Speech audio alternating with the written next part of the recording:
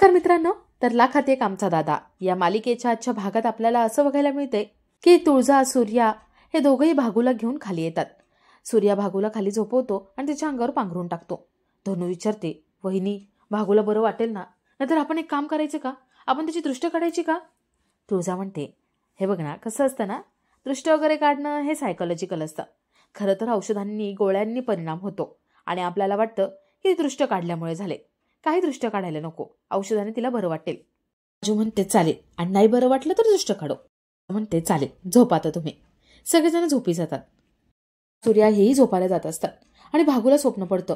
राज जे बोलला होता हिच्या भावाने हिने नाक घासून माफी मागायची, तोपर्यंत व्हिडिओ डिलीट करणार नाही, ते तिला एकदम स्वप्न पडतं आणि ती एकदम कसं तरी करायला लागते. सूर्याला काळजी वाटते आणि तो भागूजवळ जात असतो.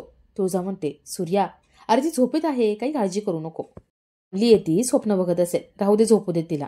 सूर्या म्हणतो, नाही, मी तिला असं सोडून जाऊ शकत नाही, तिला शांत झोप लागू दे, मग मी उठेन. सूर्या तिथेच बसून राहतो आणि भागूच्या डोक्यावरून मायेने हात फिरवतो. तर दुसऱ्या दिवशी छत्री सूर्याकडे येतो. सांगतो की आपल्या गावात एक पाहुणे आलेत, त्यांच्या मुलासाठी धनुचं स्थळ सुचवावं म्हणून वाटलं आणि त्यासाठी इथे आलोय. मोठं घराणं आहे आणि मुलगा एक नंबर आहे. तू धनुच्या लग्नाचा विचार करत असशील तर पुढे जायला काय हरकत आहे? सूर्या म्हणतो, चालेल, बघू आपण हे स्थळ. सूर्याला फोटो दाखवतो. तर इकडे भागू खूप विचार करत असते. ती म्हणते, मला हे सगळं दादाला सांगायलाच हवं. हे नाही सांगितलं तर मी टेन्शनने वेडी होईल, मला कोणाशी मन मोकळेपणाने बोलता येणार नाही, शाळेत जाता येणार नाही. हे सगळं थांबायला हवं.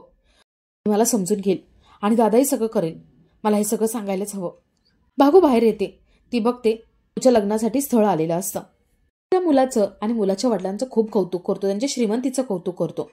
सूर्या म्हणतो, तरी मला चौकशी करावी असं वाटतं. छत्री म्हणतो, हो का, तुला चौकशी करायची का? कर, म्हणजे याचा अर्थ डॅडींवर तुझा विश्वास नाही असंच वाटतंय.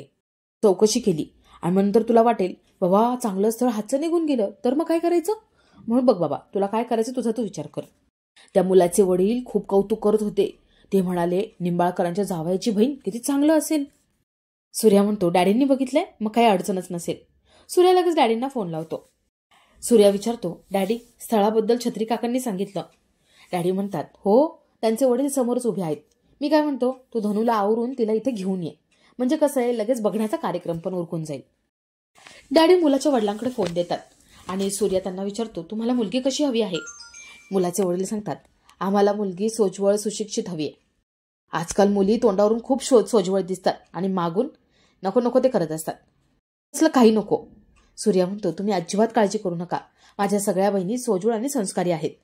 भागू हे सगळं बघते आणि तिला अजून धक्का बसतो. सूर्या आपल्या आईबद्दल सगळं त्या माणसाला सांगतो. माझी आई पळून गेली आणि आपण आमच्या मुलींवर तसे संस्कार नाहीयेत हे सगळं सांगतो. सूर्या पुढे म्हणतो, तुम्ही कोणालाही विचारा, माझ्या बहिणींच्या चारित्र्यावरती उडूचा डाग सुद्धा सापडणार नाही. भागू अजून घाबरते, तिला पुन्हा पुन्हा तेच आठवतं. सूर्या फोन ठेवून देतो आणि भागू मनात विचार करते, काल काय झालं हे कसं सांगू दादाला? ती रडत असते आणि सूर्या सगळ्यांना आवाज देतो. सगळे धावत खाली येतात. त्या मुलाचा फोटो दाखवतो आणि सांगतो की धनूसाठी स्थळ आले. सूर्या धनूला विचारतो, धनू उडवायचं का बार? धनू म्हणते, दादा हे असं अचानक? सूर्या म्हणतो, हो, अचानकच सगळं घडतं. तुझं लग्नाचं वय झाले, म्हणून ज्या गोष्टी त्या वयातच झाल्या पाहिजे. राजू म्हणते, हे बघ धनू दीदी, जर तू लग्नाला होकार दिलास ना तर तुझा इंग्लिशचा क्लास कायमचा बंद होऊन जाईल.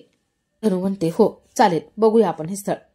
सूर्या तुळजा देवापुढे साखर ठेवतात आणि सगळे देवाचे पाया पडतात. सूर्या धनूसाठी देवाकडे प्रार्थना करतो. सूर्या तुळजाला म्हणतो, तुळजा धनूसाठी मस्त साडी घेऊन ये. तुळजा साडी आणायला जात असते. ती भागूकडे बघते. भागू रडत असते. तुळजा विचारते, भागू काय झालंय? तुला अजून बरं वाटत नाहीये का? पण ताप नाहीये तुला? तू एक काम कर, तू माझ्यासोबत वरती चल, आपण धनू दीदीसाठी छानशी साडी बघू.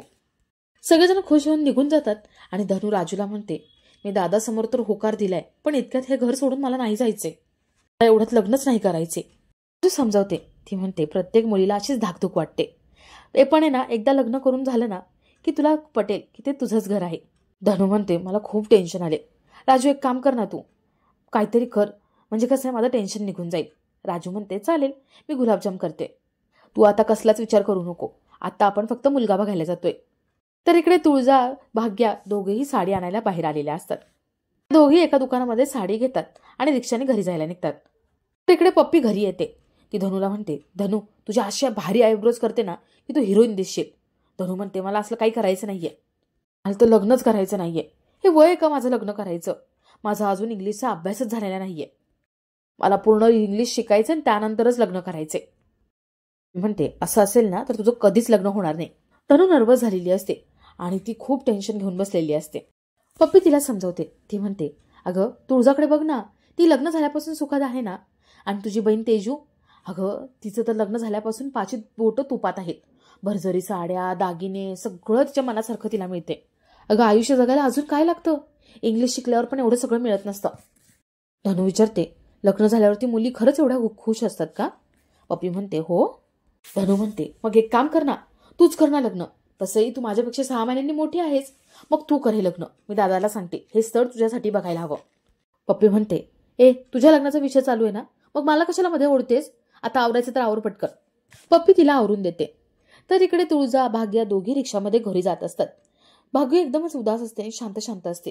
तुळजाचं लक्ष तिच्याकडे जातं. तुळजा विचारते, भागू तुम्हाला सांगितलं नाही शाळेमध्ये कोणी कोणी कसं कसं तुझं कौतुक केलं ते? भाग्याला आठवतं की टीचर आपल्याला हिडीस करून बोलत होत्या. भाग्य म्हणते, काय नाही, सगळं छान होतं, सगळे छान कौतुक करत होते. भागू पुन्हा गप्प बसलेली असते आणि टेन्शन घेऊन बसलेली असते. तुळजा विचारते, भागू काय होते? तुला बरं नाही वाटत आहे का? तू काही टेन्शन घेतलेस का? शाळेत कोणी काही बोललंय का तुला? त्रास देते का कोणी? भागू म्हणते, मला कसं तरी होते, मला काय करायची इच्छाच होत नाहीये. तुळजा म्हणते, मूड स्विंग्स होत असतील. काही नाही, वाटेल बरं तुला. तो आपल्याच विचारत असते आणि आपला आजचा हा भाग इथेच संपतो.